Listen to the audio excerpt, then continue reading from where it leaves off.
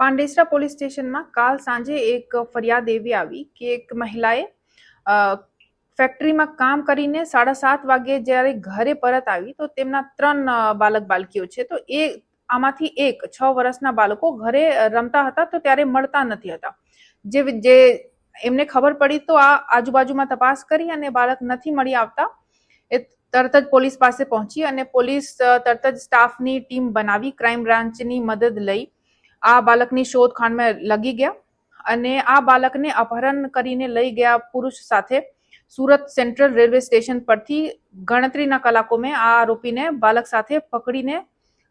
લાવ્યા પછી આરોપીને અરેસ્ટ કરી લીધા છે અને આગળની કાર્યવાહી અત્યારે ચાલુ છે. અત્યાર સુધી કારણ